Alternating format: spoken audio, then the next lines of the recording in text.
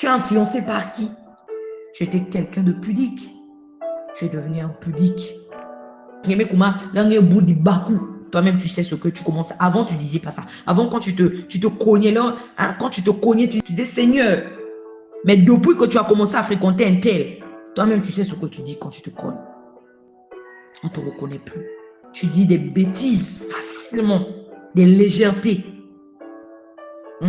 Facilité à insulter. Tu n'étais pas comme ça de fois. Tu insultes maintenant facilement. Vous pratiquerez mes ordonnances et vous observerez mes lois. Vous les suivrez. Je suis l'Éternel, votre Dieu. Amen.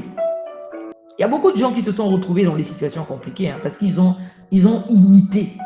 Ils ont voulu imiter. Et un bois même de fois qui vous manque une akatola. Allez, toi aussi, tu vas l'imiter. Seulement dans ton cas, quand tu vas aller avorter, après, ça va te compliquer. En imitant, Dieu les a confondus. Tu as comme l'impression que la personne que tu as imitée, sa vie, tout va bien, quoi. Tu as comme l'impression que c'est toi qui vas subir les conséquences terribles. C'est toi qui vas subir. Dans son cas, facilement, elle va avoir les enfants. Ton ami qui t'avait fait entrer dans des systèmes compliqués de vol, d'escroquerie, tu vas voir qu'il s'en sort facilement, mais toi, tu vas te retrouver en prison. Deux fois, dès le début, deux fois, aussitôt, au boulot, non, tu vas commencer à voler. Tu vas voir, c'est toi qu'on va attraper. Lui, il vole il y a longtemps, on ne l'a jamais attrapé. Toi, seulement, on t'attrape. Non seulement tu perds ton boulot, et puis tu fais la prison. Parce que tu as voulu imiter quelqu'un. Nous devons faire très attention. Nous devons faire excessivement attention. Moi, j'ai comme l'habitude de dire, vous savez, il y a des gens, c'est comme si toi, Dieu t'a préparé. C'est-à-dire, tu ressens à l'intérieur de toi que tu n'es pas appelé à faire ce que les autres font. Tu vas voir qu'à chaque fois que tu essaies d'imiter les autres, tu te casses toujours la gueule. Ce que tout le monde kiffe, ce que tout le monde fait qui semble normal, toi, quand tu vas essayer de le faire, chez toi, c'est toujours compliqué. Tu te retrouves toujours dans des situations compliquées. Chez toi, ça finit toujours mal.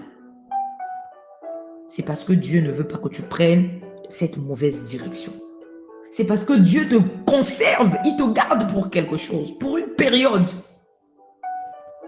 pour un temps bien précis. Jésus était venu dans le monde pour une mission. Mais vous allez voir que c'est à partir d'un moment précis qu'il a commencé son ministère. Toi, de fois, Dieu te conserve pour un temps bien précis pour quelque chose. Mais toi, plutôt que de te former, d'être dans la synagogue comme le Seigneur Jésus, qui était là, qui interrogeait les docteurs, ainsi de suite. Toi, au lieu de te former, tu te retrouves en train d'imiter les personnes que tu ne devrais pas imiter ou que tu ne dois pas imiter.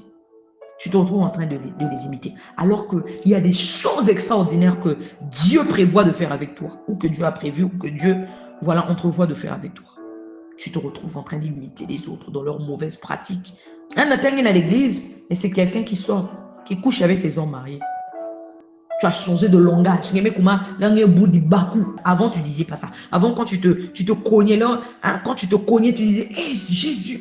Mais depuis que tu as commencé à fréquenter un tel, toi-même, tu sais ce que tu dis quand tu te cognes.